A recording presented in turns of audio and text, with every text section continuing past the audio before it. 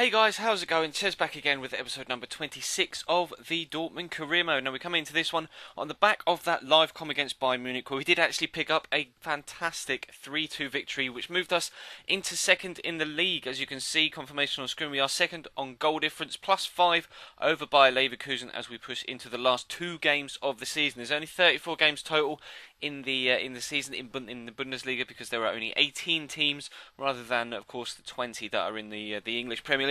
But we come up against Wolfsburg here, who are they sat fourth in the table actually, so they're a decent side by any sort of gauge, and we were definitely going to have a difficult time against them. But we had a couple of early-ish chances here, trying to make some saves at the keeper, making work. The first one didn't. We got a little bit more accurate there in the second chance, but we went in at half-time at 0-0, and Bayer Leverkusen were currently 1-0 up at half-time in their game, so as things stood, they were going to move ahead us back up into second place, and we actually went behind here. Patrick Helmes, the man to be able to put them in front. I kind of tried to get to the ball first with the defender as the ball was played through to him, wasn't able to do so, and he just scooped it over the goalkeeper into the back of the net. So I made a couple of changes, brought on Nangolan and Esfine to add a little bit of extra pace and fresh legs into the middle and out wide, and what a fantastic save from the goalkeeper there to keep us out and keep them 1-0 up. But we were in the end able to get it back to level terms.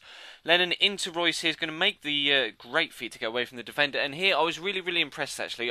Numerous times throughout the season I've slated Marco Royce for not being strong enough in career mode the way he is in Ultimate Team, but here, feet to get around the defender, holds off the defender really well there to be able to pop the ball into the top corner with his left foot to bring us back to 1-1 in the 79th minute, I think it was. And here, just 5 minutes from time, they pick up a penalty, and I wasn't sure what for as the ball just dropped out, but then having a look at the replay, you can see Sarko just jumps with his arm and it gets wedged between their two faces almost, and they're able to go 2-1 up late on with that penalty. Patrick Helmes picking up his second of the game, and that is actually how the game was going to end. We're going to lose that one 2-1.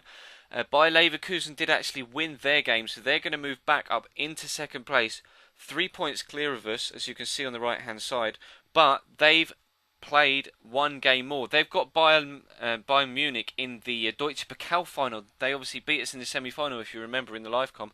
And no, it wasn't live com, was it? I didn't do the live com for that. I did the live com for the Barcelona game, but they lost their game in hand, or their final game of the season. So if we could beat Hoffenheim, then we would definitely be finishing second in the table. You'll see again on screen, we've got better goal difference. They've played 34, and all of their games we've played 33. 3 points behind with better GD. So if we can win this one, then second place is ours, and that's not too bad, considering Bayern Munich just raced away with the title. 89 points I think they got total for the entire season, but we came close a couple of times here, not quite able to find our range within the opening few minutes. And they also weren't quite able to find their range. This would have been a fantastic goal if he'd managed to swivel volley that into the top corner. Fortunately for us, though, it did go over the bar. And then just before the half-time whistle went, Gertz is going to drop the ball into Lewandowski in the box. Similar to his first chance, but this time gets the turn on the defender and puts it into the top corner rather than wide.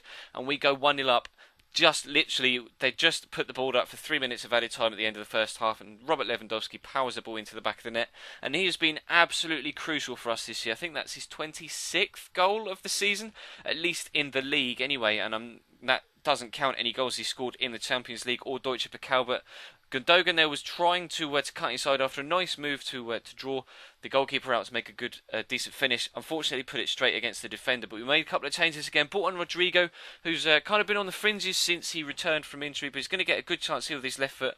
And fortunately for Hoffenheim, we aren't able to get that 2-goal lead. It's a good save from his goalkeeper, but the corner is going to come in. Again, it's stoppage time at the end of the second half this time, and Rodrigo's going to make up for the miss with a great header, getting up above the defender to power the ball into the back of the net.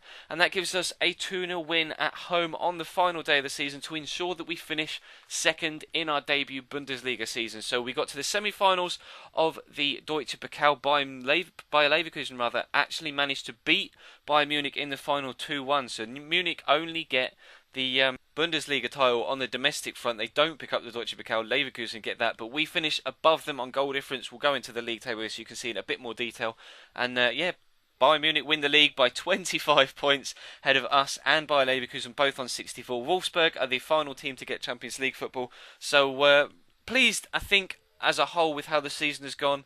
So we'll have to come back next time. Next time we'll start the new season, but we'll have a quick look at some of the stats. We'll go into the league table in more detail. We'll have a look at the goal scorers and the assists. All the individual stats. Maybe have a squad report as well. But that will be in the next episode as we start season 2.